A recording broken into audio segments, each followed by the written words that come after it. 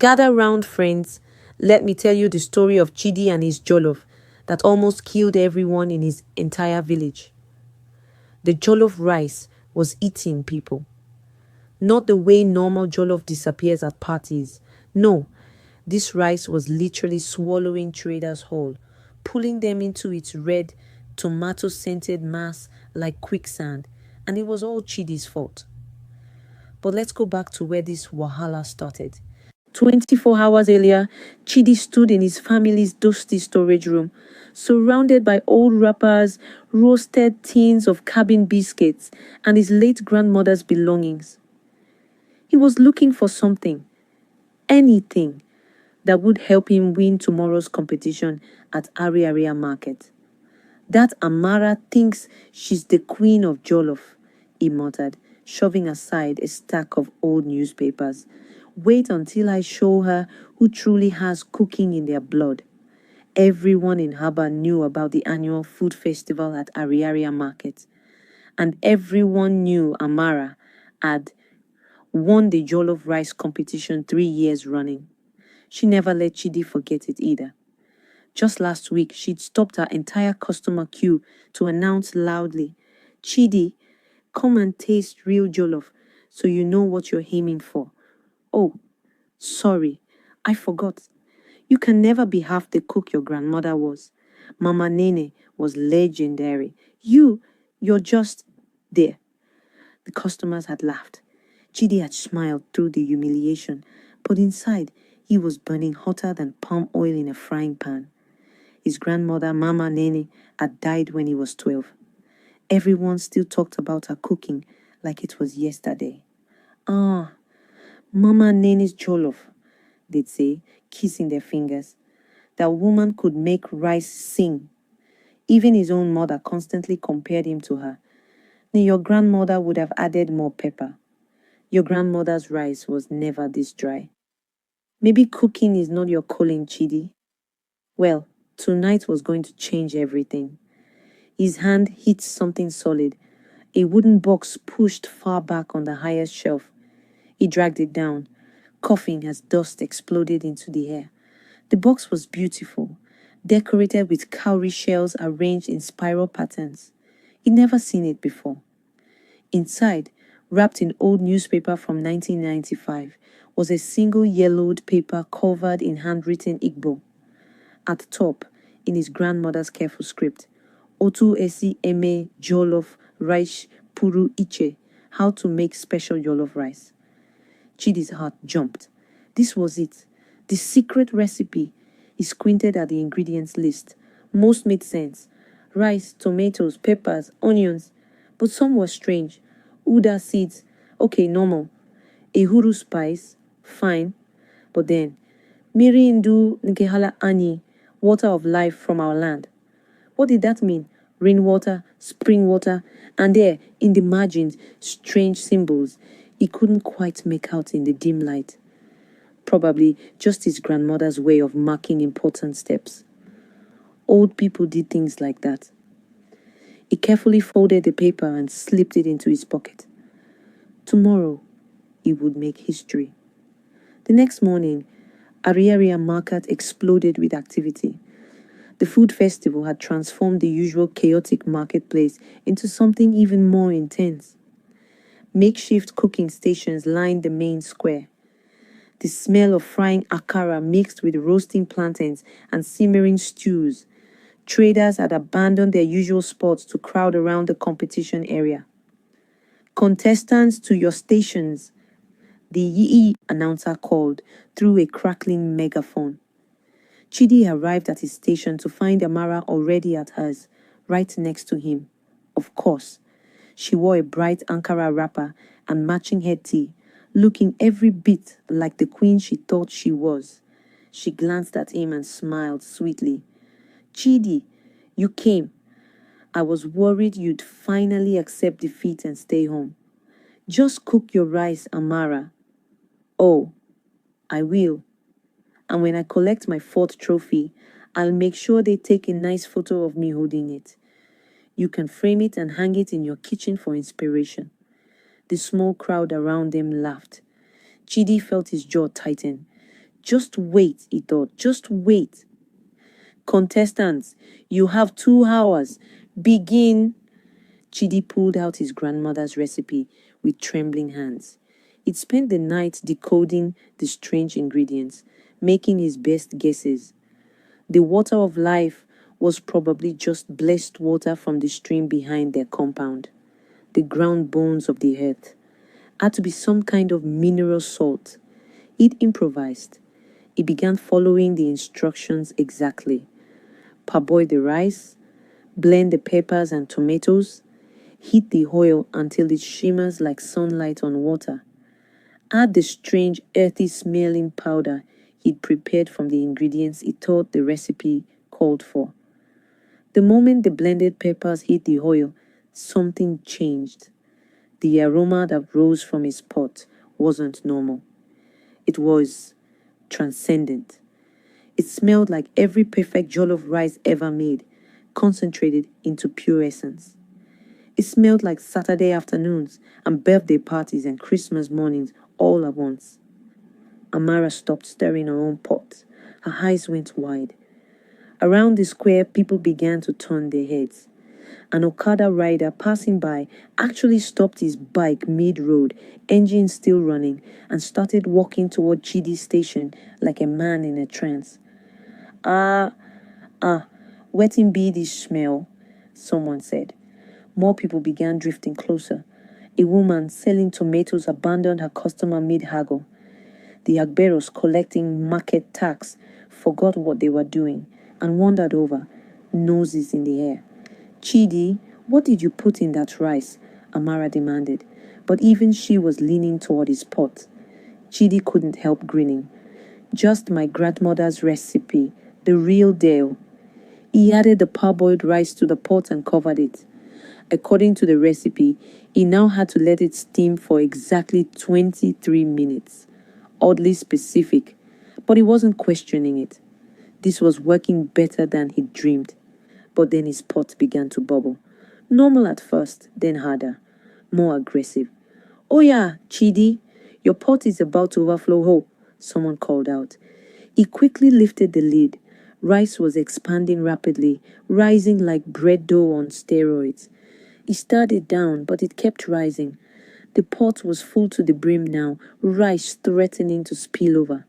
What kind of rice is this? He muttered, stirring frantically. Then it happened.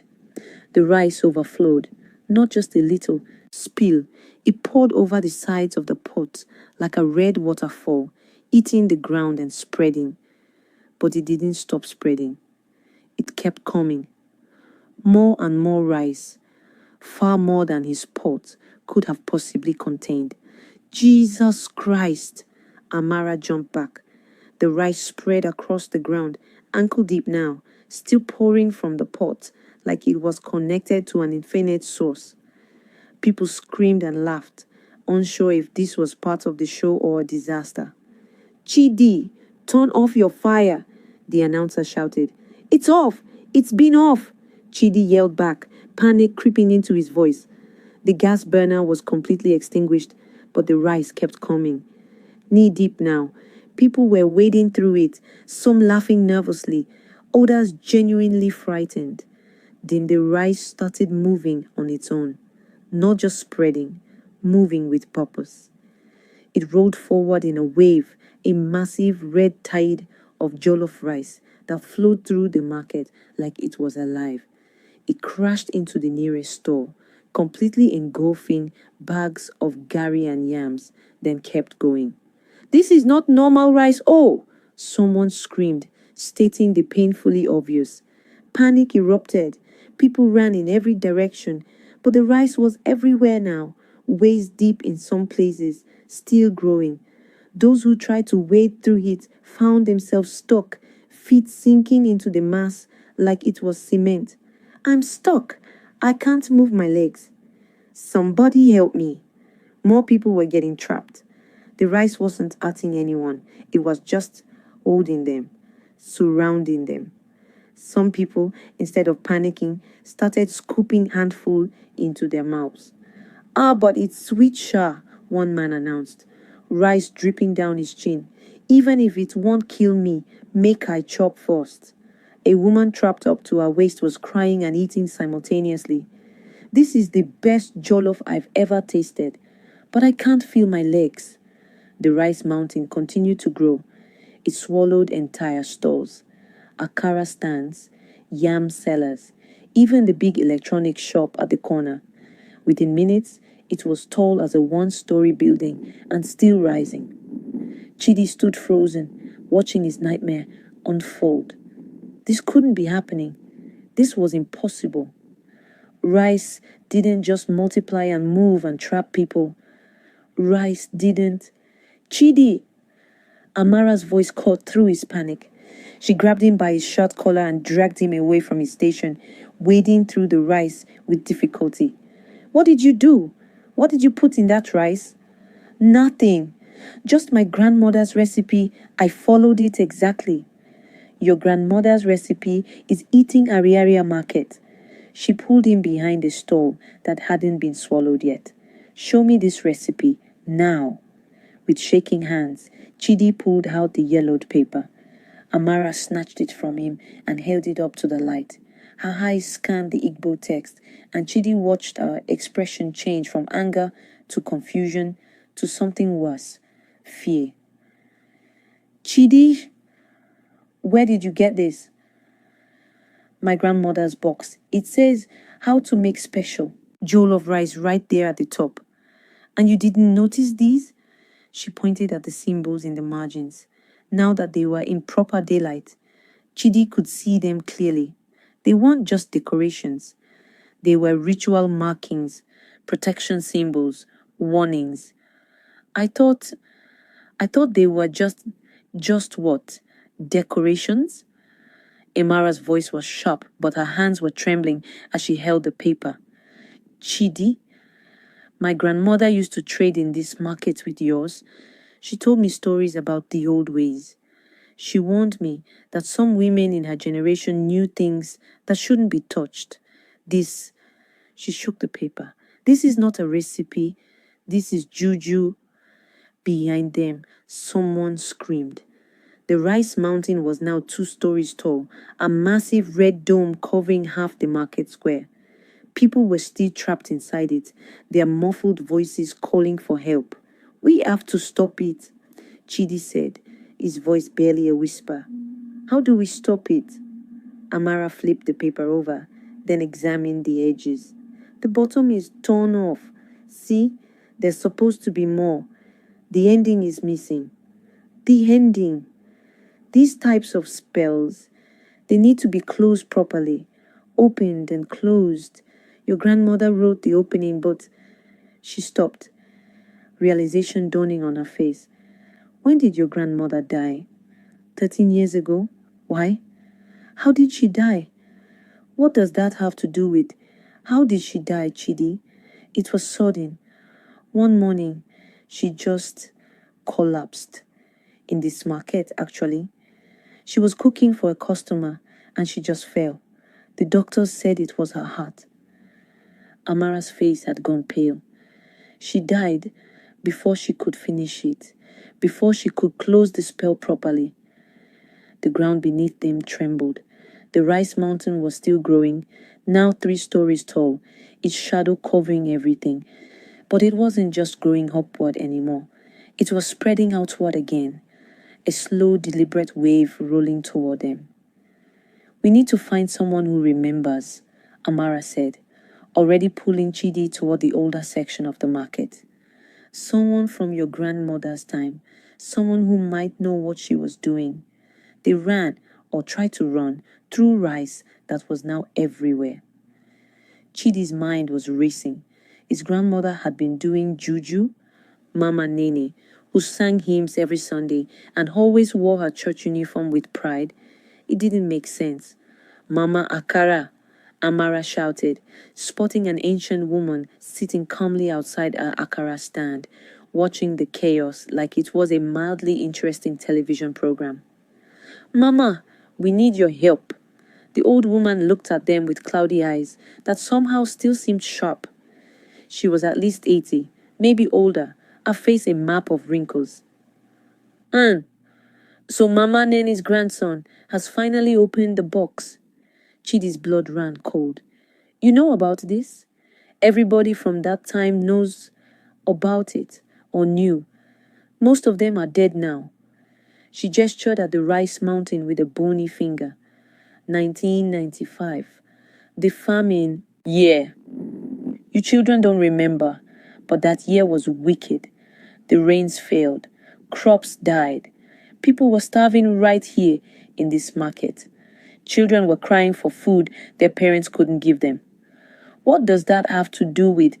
I'm talking, Mama Akara snapped. Your generation always rushing. Listen, Mama Nene couldn't bear it. She was a good woman, big heart, too big. One night, midnight, she came to this market alone. We don't know what she did, what she called, or who she made a deal with. But the next morning, she started cooking. The old woman's voice dropped lower. She cooked jollof rice every single day for 6 months. Never ran out of ingredients, even though she couldn't afford them. The rice never spoiled. She fed everyone, free, hundreds of people. The rice tasted like heaven. It saved lives. But, Amara prompted, but deals like that always have a price.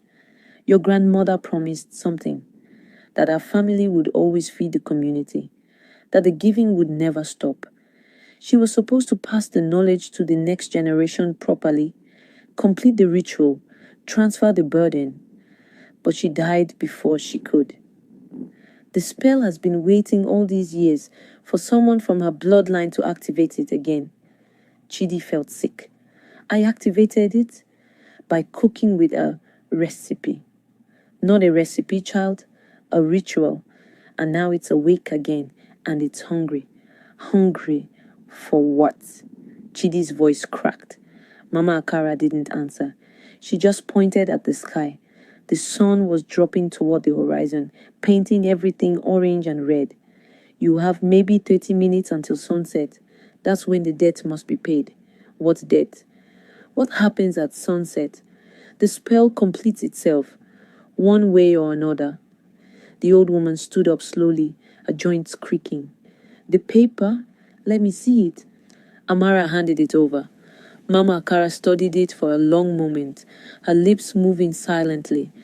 Then she looked up at Chidi with something like pity in her eyes. It needs a person. Someone from the family must offer themselves to complete the circle, to close what your grandmother opened. That's what the missing part says. Offer myself? You mean like die? I mean offer yourself to whatever your grandmother made the deal with. To fulfill the promise, someone must willingly step into the rice and speak the closing words. Amara grabbed Chidi's arm. No, there has to be another way. There isn't, Mama Akara said flatly. Not one that I know. But even if you do it, boy, I don't know what happens next. That part died with your grandmother. A massive crash made them all turn. The rice mountain had collapsed on one side, sending a wave of jollof flooding down the main road. More people were screaming, running, getting swallowed by the red tide. I have to do it, Chidi said. His voice was surprisingly steady. This is my fault. I opened it. I'll close it. Chidi, what choice do I have, Amara? Look around. He gestured at the chaos. This is on me, all of it, because I was too proud, too desperate to prove I was as good as my grandmother.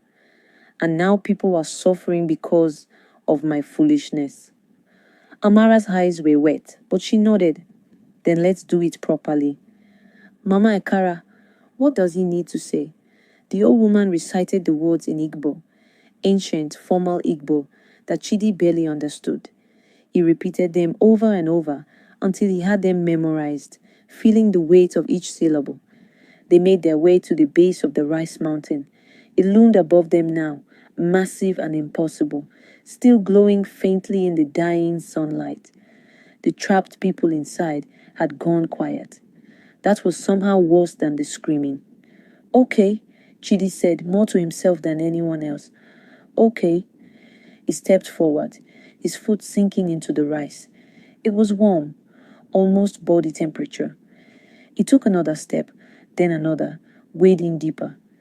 The rice came up to his knees, his waist, his chest. It pulled at him gently, not aggressive, almost welcoming. He began to chant the words Mama Kara had taught him. His voice shook at first, then grew stronger. The ancient Igbo flowed from his mouth like a river, words he didn't fully understand but could feel the power of. The rice responded immediately. The faint glow intensified, turning from red to brilliant gold. The mountain began to move, to shift, to flow backward. It was working. The rice was retreating, pulling back toward the original pot like a film played in reverse. "It's working!" Amara shouted from the edge. "Chidi, it's working!" Relief flooded through him. He continued chanting, watching the rice level drop. Hip deep now, knee deep. The trapped people were being freed as the rice released them. They stumbled away, coughing but alive. Then Chidi noticed something that made his blood freeze. The people weren't just being freed. Some of them were being pulled, dragged along with the rice as it flowed backward. An old man stumbled, fell, and the rice wrapped around his legs like tentacles, pulling him toward the center where Chidi's original pot sat, now spinning like a whirlpool. "No!" Chidi stopped chanting. The rice stopped retreating immediately, but the people who'd been caught were still stuck, still being slowly pulled toward the spinning vortex. "What's wrong?" Amara ran toward him. "Why did you stop?" "It's taking them. Look!" He pointed at the trapped people. There were at least a dozen now, all being dragged toward the pot. "If I finish the spell, it pulls them all back to wherever this thing came from." Amara splashed through the remaining rice and grabbed the paper from her wrapper where she tucked it. She read the last lines, the ones Chidi hadn't spoken yet, and her face drained of all color. "Chidi!" Her voice was barely a whisper. "What? What does it say?" "This isn't a recipe for jollof rice." "I know that now, Amara. It's a spell. We established..." "No." She looked up at him, and he'd never seen terror like that in anyone's eyes before. "I mean, this isn't instructions for cooking. These are funeral rites, burial instructions." The world seemed to tilt. "What are you talking about?" "Look at the words. Really look. Prepare the vessel. Season with earth and water. Return to the source what was borrowed. Complete the circle of flesh and soil." Chidi, your grandmother wasn't writing down how to make hollow rice. She was writing instructions for what to do with her body when she died. This is about preparing the dead. They both turned slowly to look at the massive mountain of rice still surrounding them. The sun was touching the horizon now, minutes from setting, and in the fading light, they could see something they'd missed before. The rice was moving, not flowing, moving, shifting, and inside it, shapes were forming, human shapes, dozens of them, maybe hundreds. Shadows of bodies pressed against the surface from the inside, trying to push through. "Oh God," Chidi breathed. "What is this? What did my grandmother..." A hand burst through the surface of the rice, not from someone trapped outside, from inside the mountain itself. Pale fingers, covered in red rice, reaching up from some impossible depth. Then another hand, and another. Amara screamed. People who'd been watching from a safe distance started running again. The hands multiplied, 10, 20, 50 of them, all pushing through the rice like it was a membrane, all trying to break free from whatever lay beneath. "Chidi, what are they?" Amara's voice was high with panic. He couldn't answer. He couldn't breathe, because now he could see a face pushing through. The features were indistinct, blurred by the rice, but he could make out eyes, a mouth opening, and then the face broke through completely. An old woman. Her skin was gray, her eyes milky white, but Chidi recognized her instantly. He'd seen her picture 1,000 times, had heard her voice in his dreams. Mama Nene, he whispered. His grandmother's corpse stared at him from the rice. Her mouth opened wider than any living mouth should, and when she spoke, her voice came from everywhere at once, from the rice, from the ground, from the air itself. Chidi, Nuam, you have awakened what should have stayed sleeping. More faces were emerging now, pushing through the rice around her. Old faces, young faces, the faces of people long dead. The rice wasn't just food, it was a grave, a mass grave, and something had been using it to store the dead for 30 years. But you are not the one who must pay this debt, his grandmother's voice continued, that horrible grey face smiling with teeth that were too sharp. Amara is. Every head turned to look at Amara. Chidi spun around. She was backing away slowly, her face twisted in horror and confusion. What? No, I'm not even related to. Your grandmother and mine made the deal together. The thing wearing Mama Nene's face said, 2 women, 2 families, 2 deaths, and now both are due. Amara turned to run, but the rice around her feet suddenly came alive, wrapping around her ankles like chains. She fell hard, her hands splashing into the rice. It began to pull her, dragging her toward the center, toward the spinning pot and the emerging dead. Chidi, help me! Chidi! He lunged for her, grabbing her outstretched hand. But the rice was strong, so impossibly strong, and he could feel her slipping through his fingers. Amara, hold on! I can't. It's pulling. Chidi, why does it know my name? How does it know? Her words cut off as she was yanked under the surface of the rice. One moment she was there, screaming his name. The next, she was gone, pulled down into the red depths like she'd fallen through water. Amara! Chidi plunged his hands into the rice, trying to find her, but there was nothing. Just rice. Endless, warm, impossible rice. And beneath it all, he could feel something else. Something vast and hungry and patient, finally waking up after 30 years of sleep. The sun touched the horizon. The last ray of light vanished.